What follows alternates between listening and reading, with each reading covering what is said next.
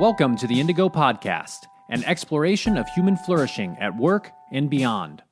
I'm Ben Barron of Indigo Anchor and Cleveland State University. And I'm Chris Everett of Indigo Anchor. For more information, please visit us at www.indigopodcast.com. All right, Ben, today's episode is Why We Hate and Love HR. So today, what are we going to talk about, Ben? Yeah, so today we're going to talk about a little bit of the history of the HR function, what human resources kind of came from and what it's become. We're going to talk about what's wrong in our view with how HR oftentimes functions given the changing nature of work. And then we're going to talk about why we also think human resources is essential for the success of organizations in the future. And we'll also discuss a few ways in which we think that it should change. So we have to have it. We have to have HR, I guess. Apparently we do. At least that's our perspective, and we'll talk a little bit more about that. Since we said it was essential, I guess we'll have to talk about why we have to have it. I guess so, right? So it's not going to be all just hating on HR. We'll have a little bit of love there too. Absolutely. All right, so why don't we start with just the history of the HR function a little bit. And as you know, I'm around the world of HR quite a bit. And this is just a little bit. Yeah. I'm a professor. I teach and research in the world of HR. I do a lot of consulting that's related to HR. I have senior level certifications in HR. Basically, I pay money every 3 years and get recertified too. That's my background, but you come from a bit more of a holistic business background. So I guess to start, I'd like to ask you this. Chris, what do you think about when you think about HR, and has that view evolved for you over the past decade or so? Yeah, I would say so. Like earlier in my career, I don't know. Let's see. What's my first impression of HR? Well, it was probably filling out a job application as a kid. Right. Explain your last 3 work situations with dates, and you're like, this is my first work situation. Right. Like maybe a job at the mall or something. Do they still have malls? So interfacing very much in a administrative way. Checking the box, making sure you have your identification so you can work, that kind of thing. Right. And, then as I started consulting and actually working with organizations, you kind of see kind of what goes on under the hood. But, and then as you got into better organizations and stuff, you could kind of see, so it's like, there's some administrative type tasks and stuff, and a lot of stuff around HR is just compliance based, I think you might say, but then you actually start to talk about how you can have like a workforce strategy and use HR to help gain a competitive advantage in the marketplace. So, yeah, I guess that'd be interesting, Ben, as an academic researcher and as a practitioner. How did your views evolve? So my views were probably pretty similar to yours at the beginning. I was not a business undergrad. I, have a background in political science and communications, and then I was in the military on active duty for a number of years and so forth. So my first interactions with HR at all were really like yours. This is the paperwork people. You've got to fill out a job application. Maybe they handle some of your orientation stuff when you first start a job. They're also the people who talk to you in really exciting ways about your benefits and compensation and so forth.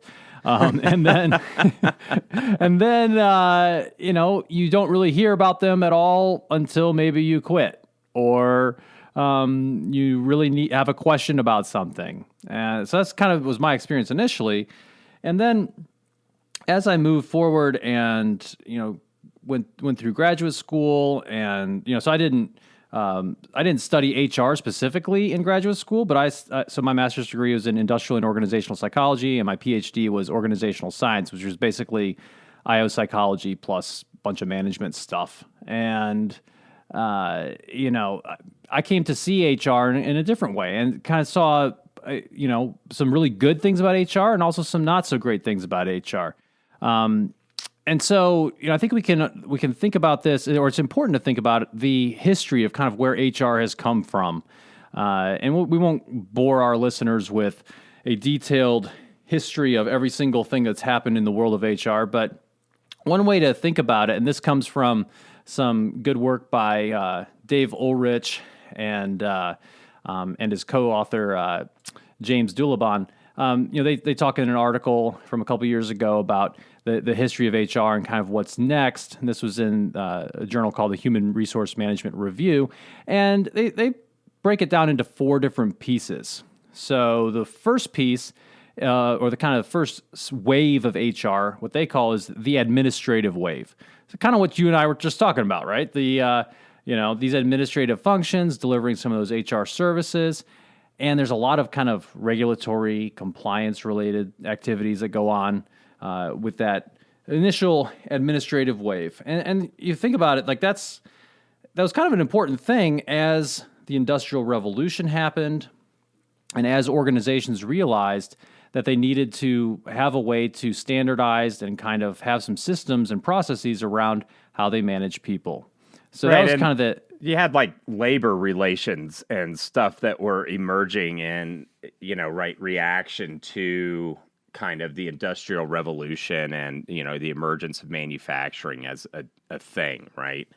Absolutely. So it's like, how do we deal with, the quote unquote labor problem? How do we deal with, workers who are wanting to organize? How do we deal with, some of the, emerging legislation that occurred, in the early half of the 20th century around labor relations and unionization. And so HR also kind of had a role in that. You kind of had the labor relations folks, and then you had some of the personnel management folks working side by side on some of those types of issues. And then, the second wave is what's known as the HR practices wave. So this is where, based upon some of the lessons learned from industry, as well as some of the research on these topics, organizations realize that there are actually some kind of innovative things we can do to try to make organizations work better. We can, for example, use some systematic approaches towards hiring and training, as well as kind of these other HR practices like compensation, different things around policies and procedures and so forth, and try to be more innovative in those practices. Yeah, so this is like 7 best ways to fire somebody. And I think most bodies of knowledge come to where there's like, okay, we've learned enough now that we can have a community of practice around. And mm-hmm. I appreciate that he calls it the practice wave. Right. And along the way, the HR as a function started to evolve into HR kind of as a profession of sorts, in which there was more of a codified body of knowledge, some education and training related to being an HR professional, because they realized that, hey, if we're going to have these specialized, innovative practices, we probably need to have people who are competent to help to make them go. And so that was kind of another thing that happened in this HR practices wave. And then from that, it moved into what we call the HR strategy wave. So this is about saying, well, we can't just do a bunch of cool stuff, and even if it helps the organization work better, we need to make sure that those things are aligned with the business strategy, and making sure that our HR practices are helping to execute the strategy of the organization overall. So being involved, for example, in a little bit more strategic planning, and those types of activities. Yeah, I hear lots of HR people just screaming in my ear, if we're lucky, we get to be a part of that. Yeah, well, I think you raised an interesting point. Sad but true. Yeah, absolutely. And I think you raised an interesting point because we're talking about this from a historical context, saying that all of HR has kind of moved in these waves. And to some degree, that's true in terms of the thought processes and the body of knowledge and what we think HR should be doing. But within individual organizations, they might be at different levels, right? There are still organizations, many organizations, who operate just in that administrative type of capacity. It's not uncommon for an organization, especially if you look at small organizations, very small companies, say with 75 people. Like usually, you don't even get a one full-time HR person until you have like about 100 employees. And it's like Steve answers phones and has the like 1099 paperwork. Go see Steve. Right. Right. Yeah. Usually it's like someone's kind of half job to administer some of these basic paperwork things. And then you have someone more senior in the organization who is the person who kind of makes sure that the benefits and compensation stuff is done at an appropriate level of competence. So I don't want to imply that all of HR has moved necessarily along these waves, even if the overall kind of broader practice area of HR has. Sure.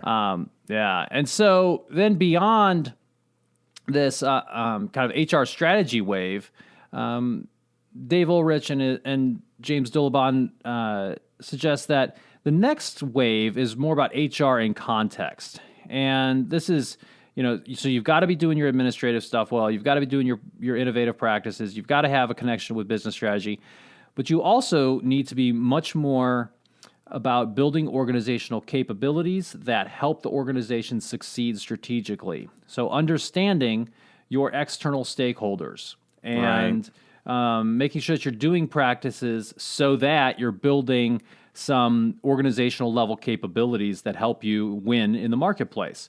And so that's a much different type of approach, and it's what Dave Ulrich calls the outside-in type of approach, where you're starting with a view of the external landscape and saying, well, what do we need to do with regard to our people in order to succeed strategically, and then working from that. It's a different mindset. It's a much more externally focused, and I think it also helps a lot with being more strategic as an HR professional if you have that kind of view. Sure. And, a lot of this stuff, like as consultants, it's always like, well, how do you pop this into a model for people to think about? So you could probably, if you're in HR, you could kind of think of these waves as a bit of it, and I use the term maturity model loosely, but you could use it as a bit of a maturity model. Mm-hmm. So you could say, okay, well, I'm just now hired in this organization. Looks like we are primarily administrative and practice focused. What would be one or two ways I could get HR to be part of strategy? Or, hey, this is a super small manufacturer that I find myself in. How can I get us to each year adopt some new HR practices so we can start to grow? Because you don't go from zero to hero in like a week or something like that, right? It takes time for the organization to kind of adopt and mold around these new behaviors, get educated, and begin to execute those things. But there's kind of a big cruelties in HR, because most of the people that I get that really get it or are really motivated and read is they'll get a budget for some conferences and go to some of these HR conferences. They'll get educated. They'll pick up some of the certifications like you have through organizations such as SHRM, which we'll put in the show notes so people can get plugged in if they're not already familiar with them. And they go to these conferences and they get really fired up. They hear these like global change speakers and HR strategy. And then they kind of go back to their organizations and it's like, womp, womp, Right. Wow. Right. Because a lot of places... A lot of places we go, HR is not empowered to be what they could be for the organization. It's not even for, sadly, lack of education or motivation.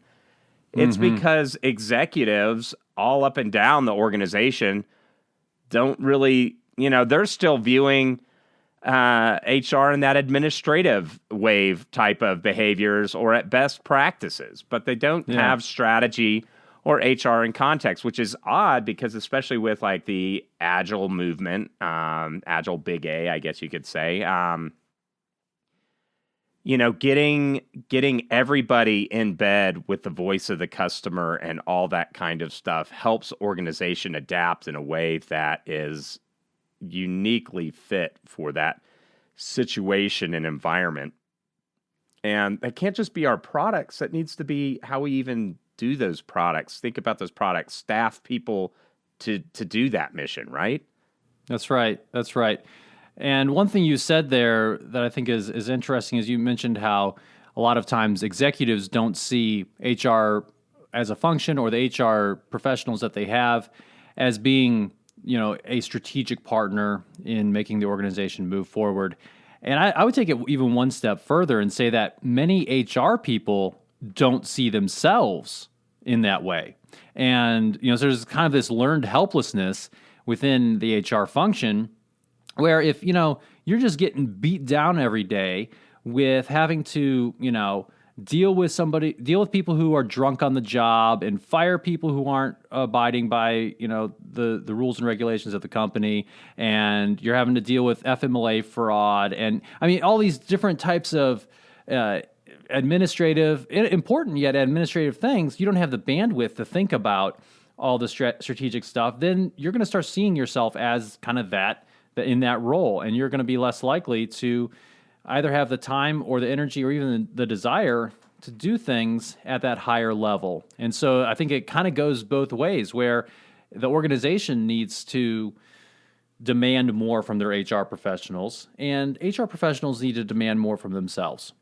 Yeah. And I mean, some of them just settle in. You're like, well, why keep fighting for it? But, most organizations will have the quality of HR function that they allow themselves to have, which means if you're outside of the HR function, if you're not making those asks about strategy and context and those types of items, you're not going to get them. Or if you happen to have a hard charger and you kind of kill that, growing young capability, young to your company, right? That, yeah, it's just not going to happen. It's really sad. It's a bummer, missed opportunity. It's a bummer, dude. It's a real bummer. Absolutely. Yeah. So I think that kind of moves us into thinking about, some of the things that are wrong with how HR oftentimes functions.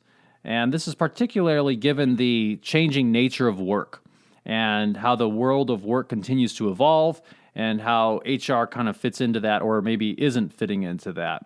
And, so I'll just start with kind of my perspective on this. And when I talk with HR people, I'm fairly transparent about the fact that I have even though I work with HR people all the time and I kind of am an HR person because I have, professional certifications and so forth in the area, I kind of myself have a love-hate relationship with HR. And,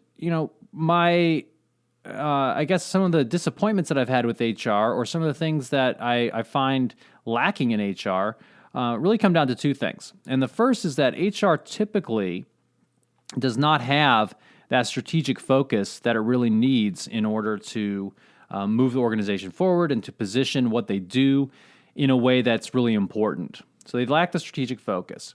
Secondly, I find that many HR professionals lack the skills and the knowledge that's necessary to use data wisely. And we are certainly moving much more into a data-driven type of HR model. And I think there's a lot of good in that, but there's also some danger in that. And the danger is that if we have, only people who are good at doing a bunch of stuff with Excel spreadsheets and, running the numbers, if they're the ones who are kind of crunching everything, they're going to be doing that absent any kind of context or theories about human behavior. And it's just going to be kind of, what we would call in the sciences Dust Bowl empiricism, where you're just, looking for correlations between things and you're not having any kind of reason why something's happening and you're going to make decisions in a poor way. So if we relegate the the data part of the organization to just those people who have those skills without the necessary background in how humans operate, that's a problem. And I find that a lot of HR people are kind of uncomfortable with learning the data analytics that they need in order to really kind of speak that language and be able to analyze things that way. Yeah, I think a lot of that has to do with kind of how HR people grow up, right? So there's such a large, not to, let's give it the administrative wave and practices wave their due. There's a lot of stuff within just those two facets. So, Yep. how many employees do you have before you have to add a breastfeeding room? How do you make sure that you have wage parity? I mean, do you just go, the list is on and on and on and on and on. And so then on top of that, you got to throw like all this organizational development, personal behavior, learning and development, all that kind of stuff. So anyway, you cut yourself in the trenches. There's a full career just getting admin and practices, right?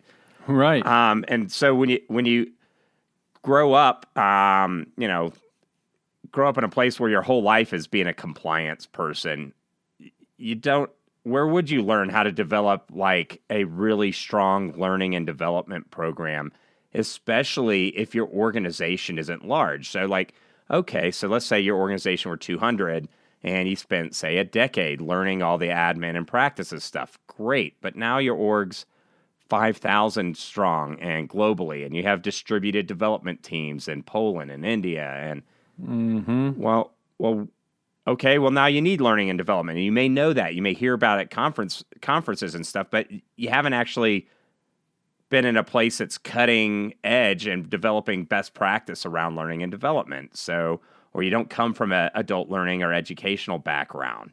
I mean, the challenges are structural and real for that comprehensive thing. But, it's funny because we talk about the changing nature of work. I don't know. That's probably a buzzword, or I feel like I hear that all the time. Sure. But in a way, work has massively changed. In a way it kind of hasn't. There's still that core fundamental. Yeah.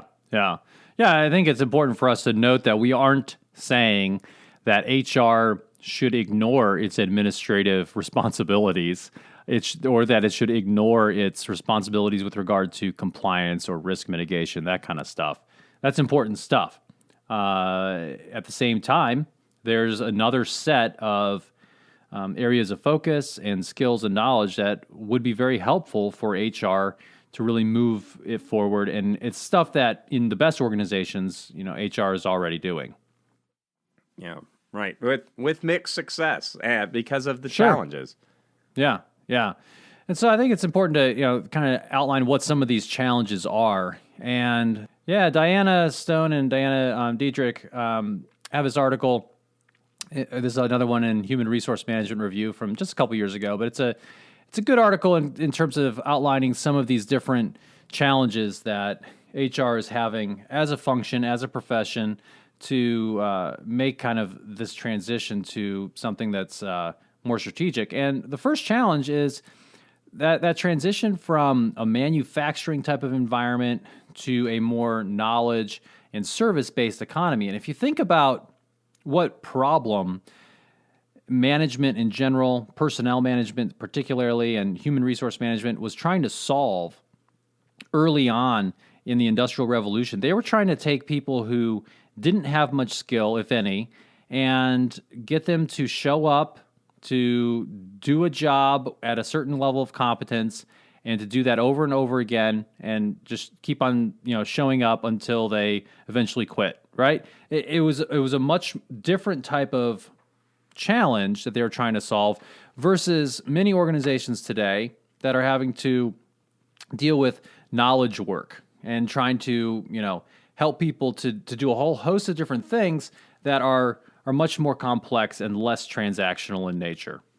Yeah, this is all the teams, teams begin to collaboratively build stuff, software, all that kind of stuff, agility, whereas before, like the earliest part of, and a lot of this HR growth parallels the management growth, right?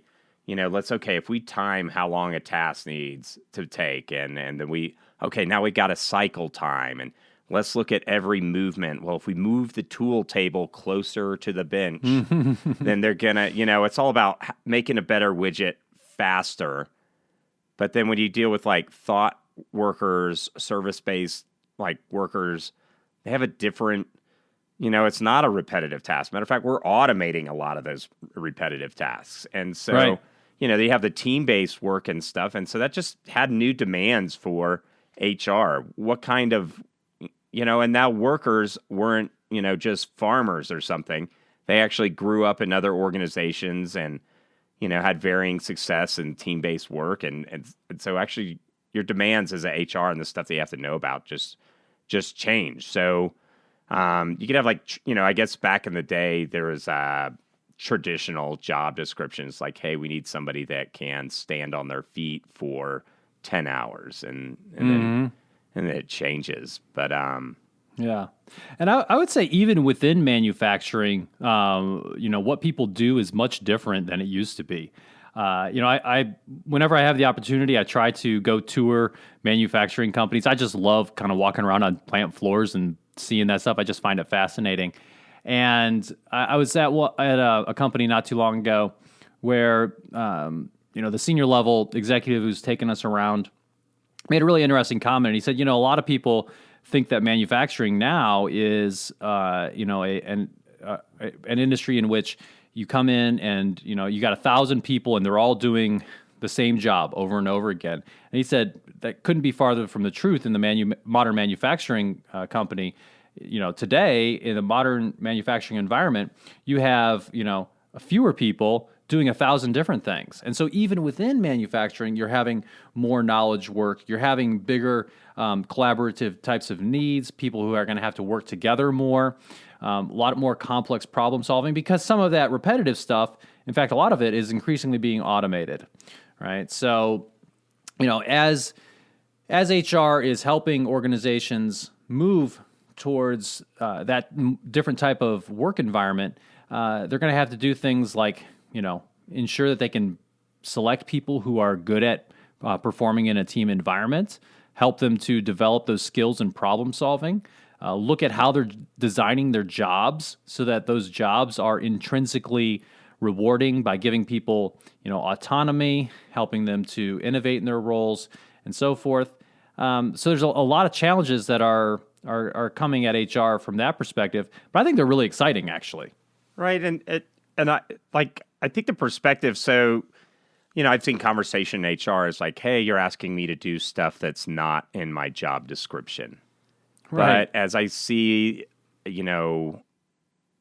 as the knowledge work economy kind of happens, it's like your role kind of evolves. Gone are the days are, okay, well, I am a software developer 1, or I am a manufacturing tech 2 or something, those levels. And these are what I do in my day to day. Well, as work changes and as we become more responsive to the business environment, even what you do day to day changes. And I love that kind of environment.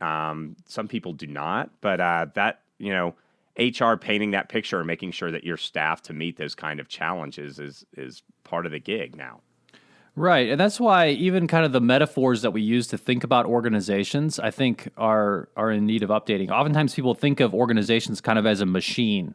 And I feel like that's actually a fairly inaccurate and horrible way to think about organizations because people don't operate that way. It allows for little variation. People are, if the organization is a machine, that's all about efficiency and doing the same thing over and over again. And even things like traditional, you kind of mentioned this already, but traditional job descriptions, these are still good things to have. And, the way that we typically, if you're trying to develop a good job description, you'll go through a process called job analysis where you're really trying to observe and study what happens in a job, what are the tasks involved, what does performance look like, and so forth. And then you use that to develop your job description. And ideally, you also use that to develop kind of some ideas around what characteristics of people help someone be successful in that role. But the problem is that traditional job analysis is only a snapshot of what's going on right now or what kind of happened in the past. and it's maybe not as helpful for future challenges of the role or of the work. And so, some people out there are saying that we should move away from just doing kind of job analysis and instead look at more like project or work analysis to try to understand a kind of a broader picture of what needs to happen, and then work backwards from that to figure out, what types of people we need to fill those roles. Right. And so the second challenge is this rise in globalization, right? And of course, this is affects mainly larger companies. However, I come across even smaller companies that do work all over the world. And with HR, especially if you're in a larger organization, the challenge oftentimes is to decide whether or not you're going to centralize all of your HR stuff or if you're going to decentralize it. Are you going to have kind of corporate headquarters dictate what's going to happen across the entire organization, or are you going to allow for some adaptation and adjustment at the local level to make sure that you're doing things in accordance with local culture and customs and laws and so forth? And there's probably a happy medium there that should occur, so that it's not a completely different organization when you go from working in Latin America to working in Europe in the same company, right? But that is a challenge, right? And then, of course, dealing with some of those cross-cultural differences can be a challenge as well, especially for the larger organizations. Yeah, I think about, I don't know, you especially see this in software development, but, companies that do this on the regular, kind of settle into something that works for them. But normally it's kind of by default rather than purposefully designing that, because one of the things is if you're going to have an HR function and you're going to be responsive, you need to have, organizations have sensing functions in the sense of like, oh, do we see consumer sentiment changing? HR also needs to have a quality sensing function within and without the organization. Hey, are we meeting the needs of our populace and the challenges of how things are going internally? And how is that shaped to where our strategy is driving externally? Sure. And then on top of those two challenges we mentioned already, the number one, transition from a manufacturing to a more knowledge and service-based economy. Number two, the rise in globalization.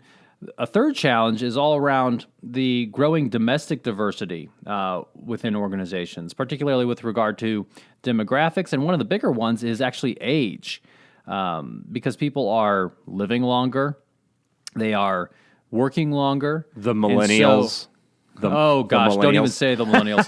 So, yeah. So now I will grant the fact that millennial does describe a set of people who were born within a certain date range, but I really think that let's boot stomp the millennial thing. Yeah, let's just boot stomp the idea that millennials are some sort of different species.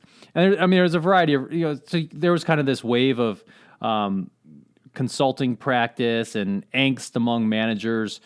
Probably about 10 years ago, it was like, how do we manage these millennials, these strange creatures who are coming into our companies with iPhones? And it's ridiculous. Avocado toast. You can't say, that's how it's become something that's full of baloney. When you can even come up with these trite characteristics that I think are hugely discriminatory, but they are. Snowflakes. Right? Avocado toast. What were you telling me the other day? It's and I had to think about it. Military millennials right now are actually retiring. Right. Yeah, you could be a millennial right now. So we're recording this here in October of 2019, and you could be a millennial and be 38 years old. And if you joined the military when you were 18, you could be retiring. So we're talking over a decade of war. And you're some kind of snowflake that and hey, avocado toast is actually pretty good.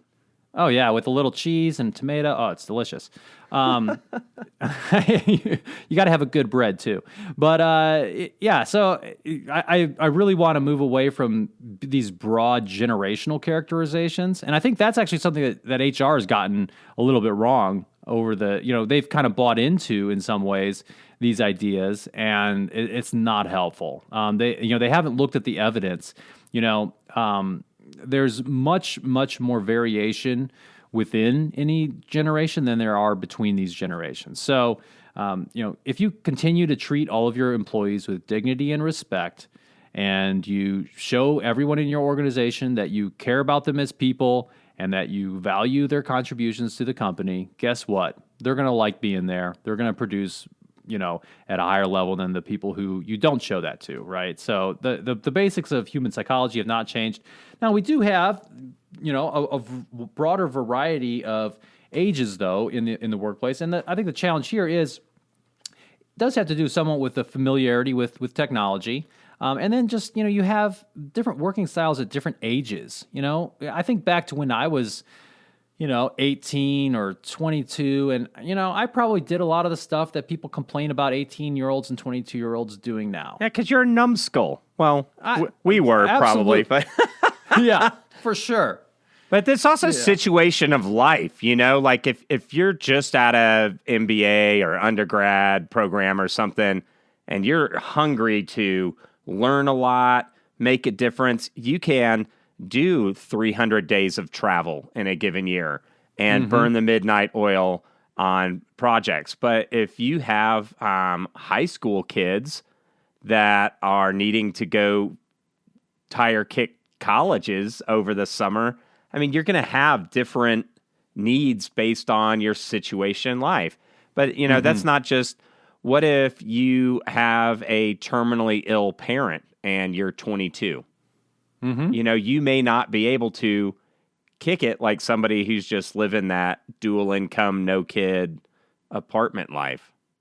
Gosh, dual income, no kid. That's a world away from fantasy. World away from me. I know, right? Yeah. Given that we both have children, right?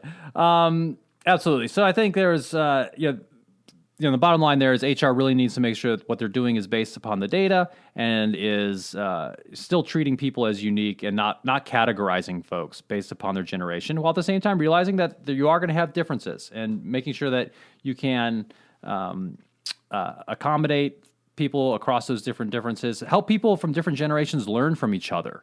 That's a really helpful thing. And it may be some kind of situations where maybe you have some people who are younger who are mentoring those people who are older and vice versa. So kind of along the lines of diversity too, of course, there's expanding ethnic diversity with globalization and with, a lot of the jobs that we need to fill. Quite honestly, we really need, particularly in the United States, we need people from other countries to fill those jobs. And I'm thinking of a lot of technological jobs.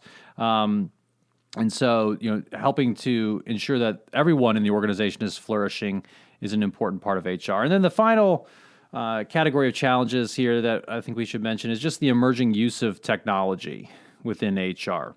So there are, a couple here, one being just the use of analytics and the other being this new, mysterious, sexy world of machine learning and artificial intelligence.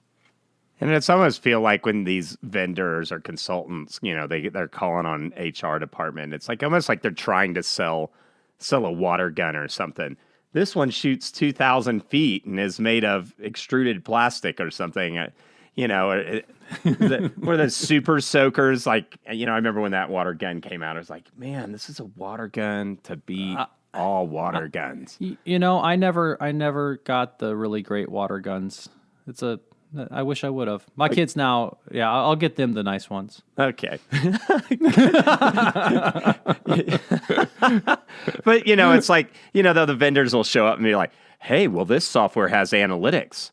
Or look, we've got AI, with the AI armrest or something like that. But it's not that they aren't out there, but as a percentage of the business body, people are challenged to meaningfully use analytics beyond a very cursory basic level. Turnover rates would be a common one.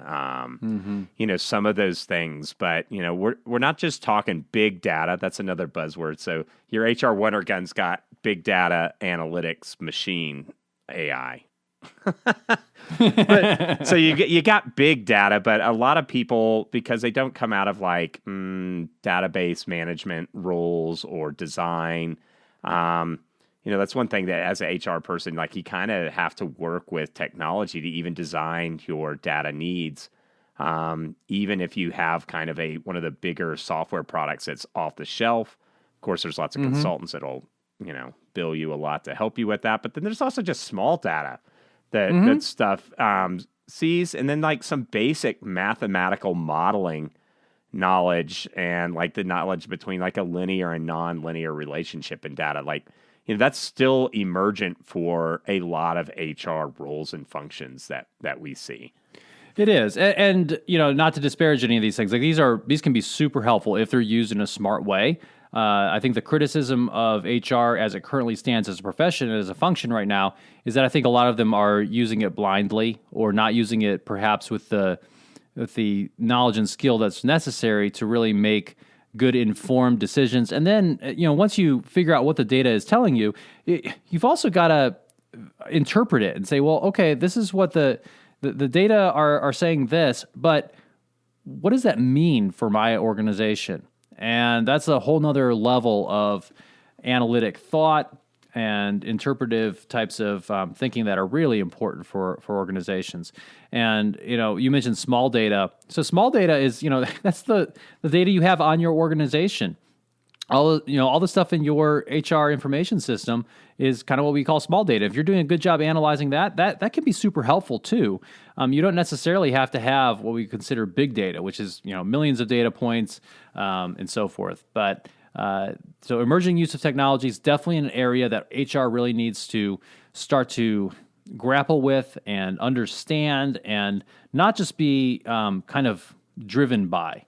And I think there really needs to be continued effort in knowledge and skill building in that area. Yeah. So like we talk about, the title of this episode is, what we hate and love about HR.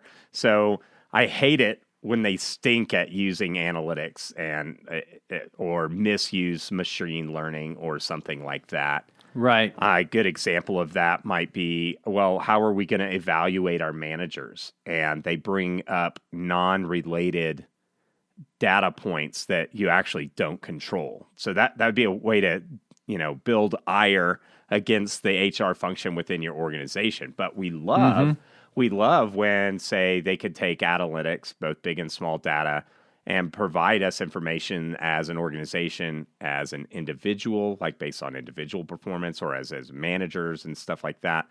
We love when they provide it in a meaningful way with a meaning delivery device. So it cuts both ways, right?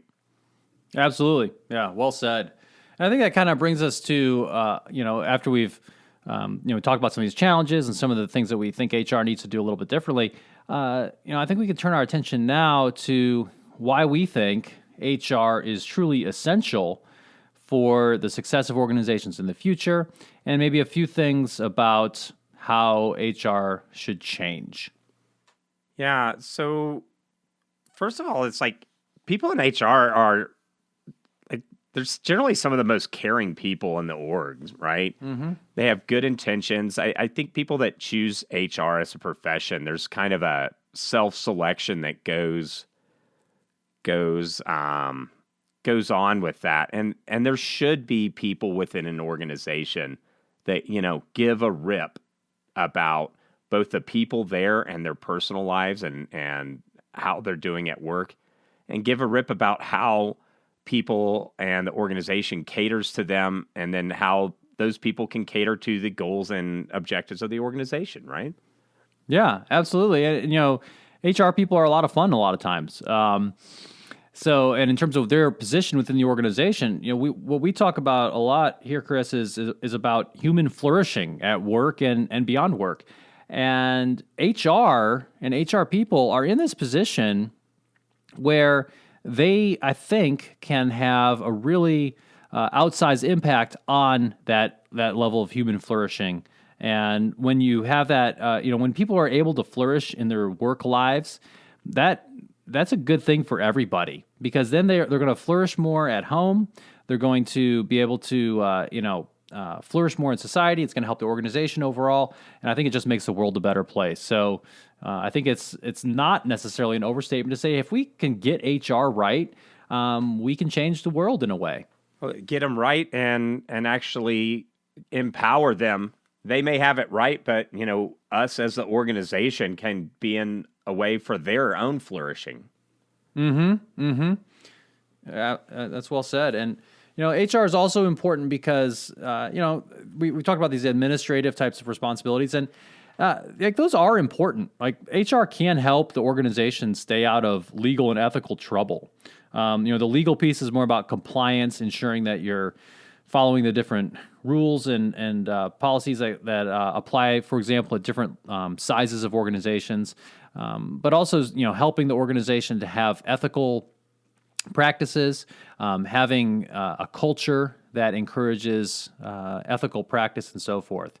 So that's definitely important. And also just beyond that, if HR is operating strategically, I think it can help the organization to beat your competitors, right?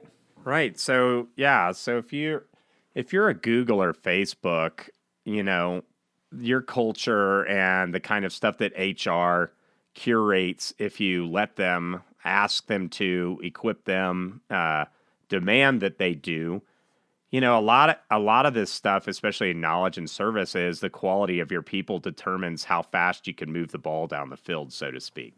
Mm-hmm. So it's actually better for your bottom line. So by doing right, you can do better, type things. So.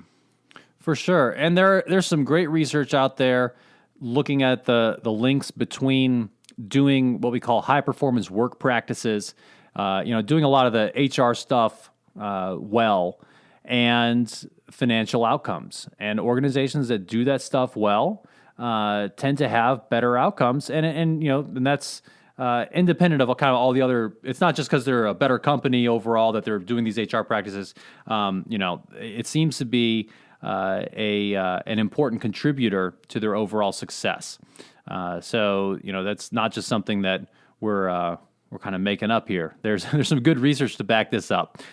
Good HR helps you beat your competitors and helps you succeed as an organization financially and overall. And it's a low hanging fruit. I know, like, so many companies are product focused. Like, how do we make a better tube of toothpaste, or how do we market this better, and all that kind of stuff.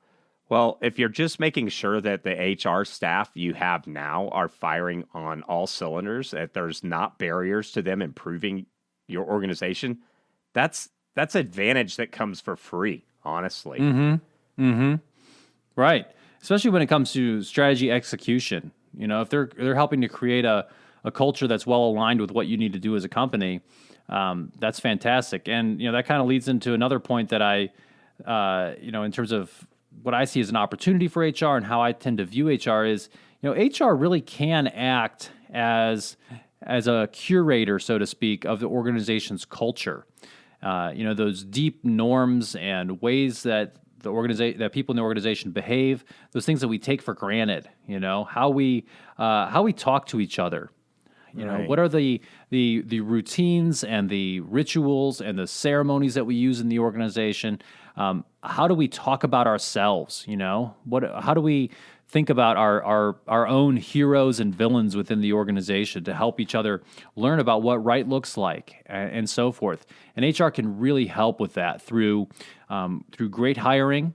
Well, actually, it even starts beyond that. It starts through creating a good employer brand. Why anyone would want to work at your organization.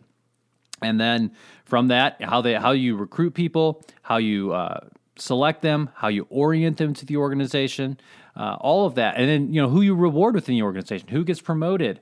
Are you promoting people who are being good stewards of that culture? All of that is really important for strategy execution and really can help the organization move forward. Yeah, absolutely.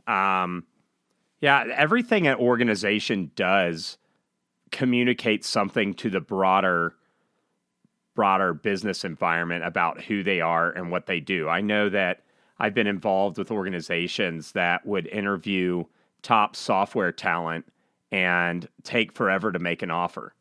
Well, they're nimble competitors that could tender an offer in a week versus, say, 6 to 18 weeks. I know it sounds horrible.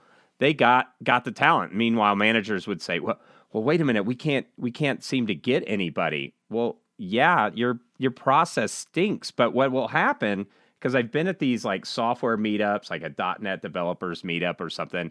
People's like, yeah, don't go work for that place. Their HR's all messed up, or they can't make a decision. You know, I wouldn't want that reputation in the community and have to drive any kind of strategy. I mean, you're actually, like workforce strategy and design is so key for you securing even reasonable talent. Like, do you want a numbskull that can sit around and wait 3 months for you to tender them an offer? Yeah, right. Probably not. Which, that kind of brings us to another one, that like HR is essential because really it should and needs to drive organizational alignment and congruence among, people, culture, formal systems and processes, and critical tasks that the organization needs, everything they need to do to execute its strategy. So, right. The organizational alignment, there's that like difference between, okay, somebody up at the C-suite's like, okay, this is what we're going to do and what we need to do and be. And then, our friend Mike always calls it wheel spin. They have a big announcement. Maybe they, record some videos to communicate it to the whole organization. And as much as they push or yell at people for not hitting benchmarks, nothing's moving, right? Well, HR is, if it's done right, is that critical linchpin and making sure that the people, the staffing, the culture, and all that stuff is lined up so they can execute the daggone strategy, Right. I think you bring up a really great point there, and it references a view of strategy that's known in the business management literature as the congruence model, right? So it's this idea that any organization operates in an environment that has competitors, that has regulations, that has certain types of customers, and so forth. And strategy is about making sure that you, as an organization, are playing well in that chosen area. It's about picking the where you want to play and kind of how you want to win in that specific environment. And your strategy should determine what are the critical tasks that your organization needs to do in order to win. Now, the congruence piece comes into play and the alignment piece comes into play, and I think HR has a huge role in this.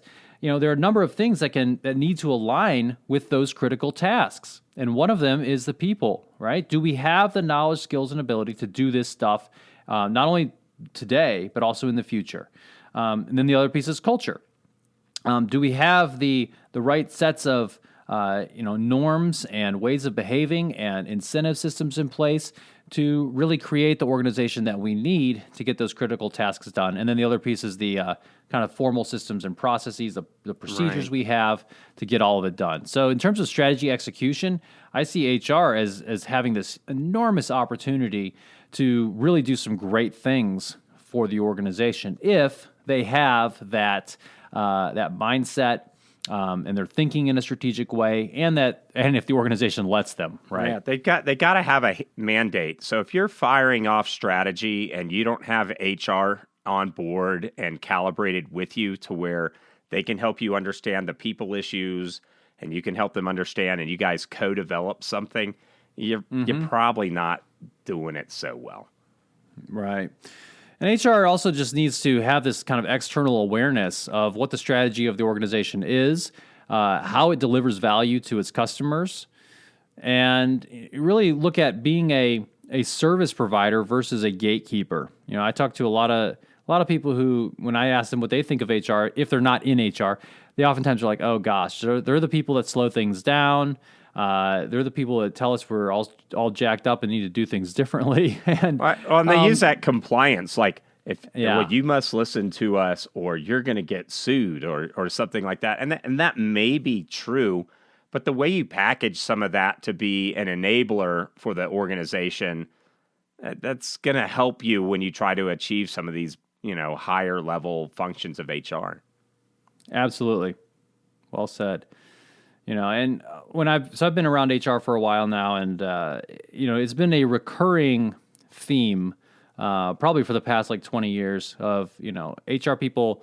They want a seat at the table, and I think they're referring to kind of the strategic table, the executive table. They want to be heard, they want to be appreciated, they want to be valued at that that higher level, and you can't just sit around and whine about how you want a seat at the table. That's not going to get you a seat at the table. It's just not, right? You need to also think and act and really be strategic as an HR leader to do that. Absolutely. It's a lot of, and this isn't some, we'll say some, but not all.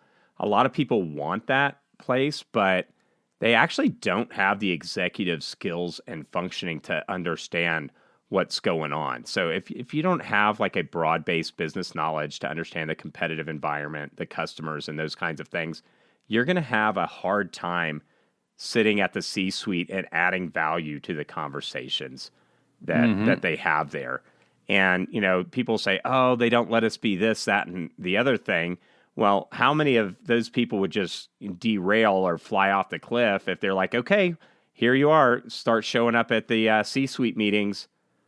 They couldn't handle that risk and exposure about what's going on with that business environment. So if you want a seat at that table, you got to develop those core business fundamental skills, executive presence, all the stuff around an executive skill set. And then you got to be okay to being like, if you stink, you could get fired because you stink at that level. So you actually have to want to be there. And I don't know. It's like when you say you want HR and all that kind of stuff to have more of a presence, you've got to show that leadership that like earns you a spot at the table. And that's not to say that there aren't structural issues, because I know a lot of CEOs, COOs that really don't understand HR. So they can even calibrate a good chief human resources officer hire that could add to those strategic elements at the table. So if you do have that, and you do want a seat at the table, you're okay with that risk and exposure, then a good way to start is, kind of Gandhi it, be the change you want to see in the world. So if there's a pay disparity problem in your organization that you want to address as a strategic goal, make sure that pay disparity problem doesn't exist within your HR function. If you want more diversity and those kinds of elements, does your function have that diversity that you want to see? If you want HR to have that executive seat at the table, that you got to be that executive that could really add that value that you're looking for. Right. So there's a lot of kind of personal responsibility that I think HR needs to take in order to take that next step and be more of a strategic partner at the table, so to speak. And with that comes a lot more responsibility. But I think that's what some of the good organizations out there are doing. There are companies that do kind of get it and really value HR and have HR professionals who are truly helping to shape and drive strategy.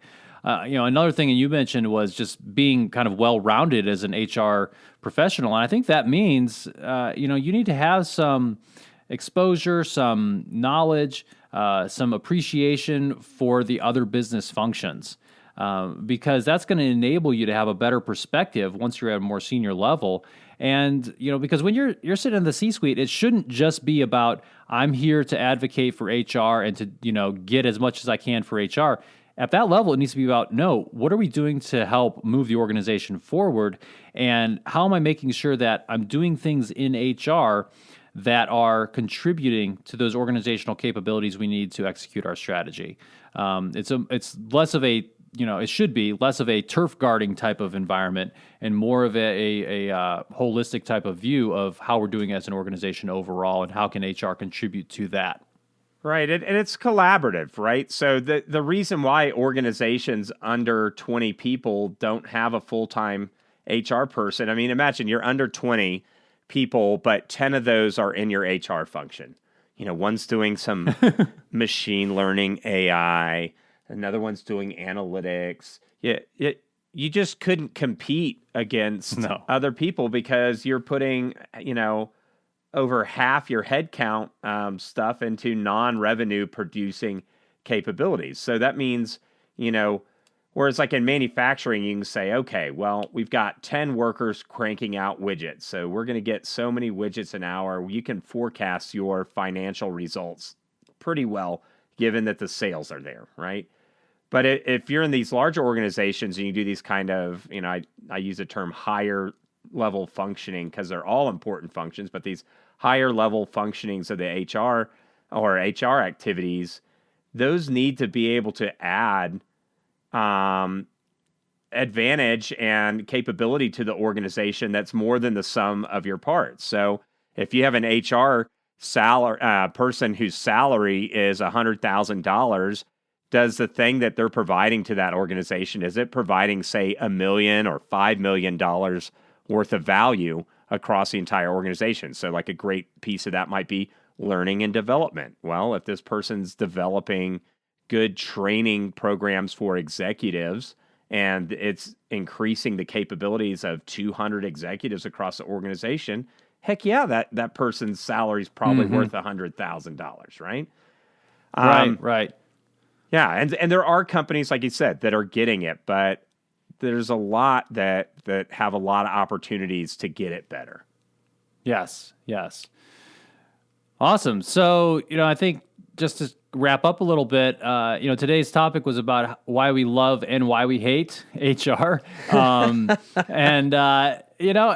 think I come, down on the love side a little bit more just because I see the opportunity there. I think the hesitancy I have to say that, everything is great in HR is that there are some big challenges and some things that HR needs to do that HR professionals need to do to really succeed and to help organizations thrive, especially as, the world of work shifts towards more of a knowledge and service-based economy. Indeed. So, yeah. Ben, why don't you wrap up with what we talked about today? Yeah. So today we talked about the history of the HR function, how it transitioned from more of this administrative wave to through practices and strategy to more of a context-driven type of approach in the future. We talked about kind of what's wrong with how HR oftentimes functions given the changing nature of work. And we've also wrapped up on a high note by saying, there are some things that really make HR essential for the success of organizations in the future. And we suggested a few different ways in which HR should change. And some of those have to do with mindset, some of them have to do with behavior, some of them have to do with knowledge and skill building.